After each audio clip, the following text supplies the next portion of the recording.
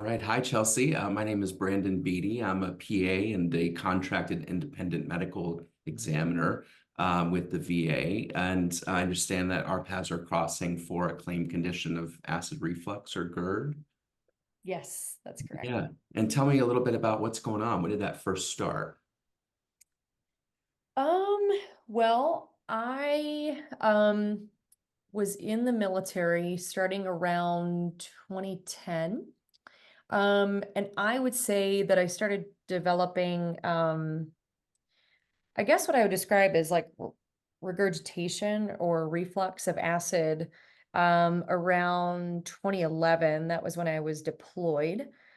Um, And what I remember from that deployment is that we were stationed at a lot of different um, FOBs, which are forward operating bases. And so oftentimes what would happen is we were stuck eating MREs, which are, meal readiness meals, ready to eat, which contain a lot of, from my understanding as a soldier, very acidic foods.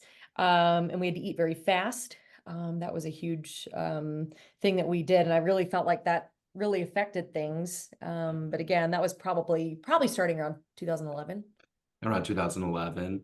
And I didn't mention this at the start of this, but I've had a chance to review the military medical records. And what I enjoy about my position is we're able to put a story to it. So you're not just a name and a number. And I did see that you were seen by the medics in 2012. Do you remember that? And kind of thinking around, did they started you on some medication at that time? Yeah, I think the first time that I was seen, it was more, like you said, by medics, kind of in the field.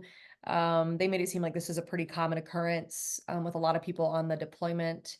Um, Now, at the time, they had said that they thought part of it was because I was taking a lot of ibuprofen, Uh, because we were carrying kit every day, upwards of 100 pounds, and I was having some pretty bad back pain. So at first they told me to stop taking ibuprofen, which I did, but then I kept having the symptoms. So eventually that same year I was seen by medics again and I was put on Tums, I believe. and Tums as well. And can you think about anything else over the counter? So I heard Nexium, I heard Tums. Any other medicines you may have tried for this?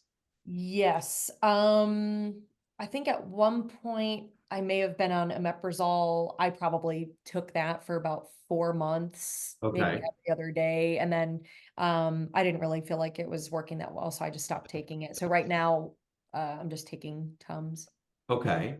And then, so I'm hearing the symptoms started in 2011, and then we were seen in 2012 for that. Hmm. Okay. And would you say since 2011 to now, have things gotten better, gotten worse, or stayed the same? I would say that they have gotten worse. Um, because I've had it for several years now, I've tried to see if doing other things would change my symptoms. I would say that I've tried to modify my diet Hmm. some to kind of take out some of the acidic food or fatty food or really like tomato-based food. I know that, my I come from an Italian family, so it's all about the marinara and tomato-based foods. So I've tried to cut that out. One of the things that has kind of progressed too are the symptoms. I used to just have kind of intermittent reflux and regurgitation. But now sometimes, maybe only a couple times in the last, I don't know, maybe year, I've maybe had nausea and vomiting like 2 to 3 times. And so I heard that the symptoms included that reflux, you're getting some regurgitation as well, and then the nausea and the vomiting. Yes. And are these symptoms primarily happening at night or are they throughout the day as well? I would say primarily at night. Um, and do you have any difficulty swallowing? No. Okay, good. Um, and has anybody ever done any imaging? Have you ever had to have like an upper endoscopy? Does that sound familiar where they put you under and put some tubes in your throat? Yes. Okay. I got out of service around 2020. And so I think it was actually, I think it was March of 2022. Eventually I got an endoscopy, and I think it showed um just esophagitis is what I remember the report saying.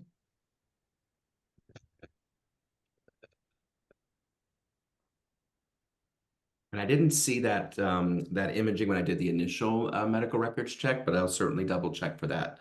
Um, and have you ever had any surgeries, anything of the upper GI tract? No.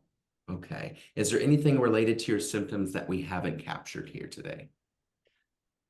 Um, no, I guess the only other thing that I would say, you asked me kind of like when it occurs at night.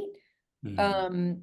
Sometimes when I'm like laying flat at night, it does affect my sleep sometimes.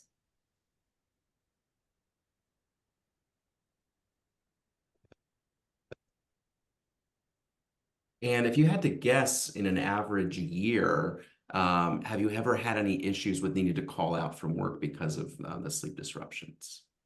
That's a good question. I And if would a year's too probably, big, we can say in a month, do you ever find yourself having to call out because of that?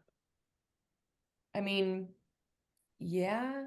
I mean, I would say maybe, gosh, probably 7 or 8 times total I've had to call out because it's been so bad and I just don't sleep. Oh, So, I that feel like sounds really I'm not good. going to be very efficient or productive when I get to work. So yeah, I have called out probably 7, 8 times, something like that.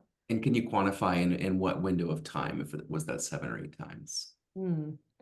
Um, Probably, I mean, even just in the last month, maybe twice. But it's been primarily happening, I would say probably total in the last like 9 months, maybe.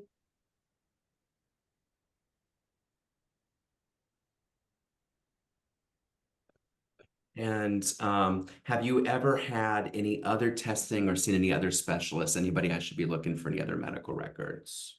No. Okay. And then this is now, we'll hit pause on our skit here, and I will kind of fill in now what I was doing while we were chatting. So there are things that I fill in as I'm preparing for the visit. And so some of this I would have filled in beforehand and then just verify with the veteran. Here, one of the discrepancies here was the symptoms started in 2011. However, I wasn't able to find documented diagnoses until 2012. So the discrepancies between those years are accurate. The symptoms began a year before that diagnosis. And then for the ICD-10 codes, those are always changing. So I use our good friend Google to fill those in.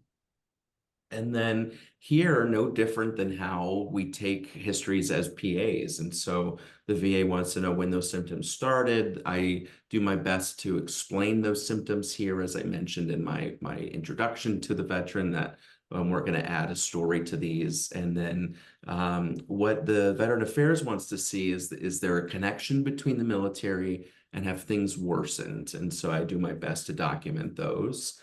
And then additionally, the service member commented on this, that she had an upper endoscopy that showed esophagitis. And so as independent medical examiners, we can't just take the veteran at their word for that. So we need further documentation for that. If I'm unable to find a copy of those records, there's a remark section at the bottom of this report, and I would fill in that I'm unable to verify the EGD results based on the military medical records. Signs and symptoms. These are if you don't need daily medication, or if you don't have daily symptoms, and if they need a dilation, but or if they've had aspiration, which would be documented in the records. But let's go down a little bit more. This would be weight loss that you have to document it. And then 3B would be if there was pathology showing Barrett's esophagus, and then 3C if they had surgery. Same with 3D. So 3D is new on this DBQ. Does the veteran have chronic complications of surgery? So again, they would have had to have a surgery. That answers no for this case. And then all these questions pertain to surgery.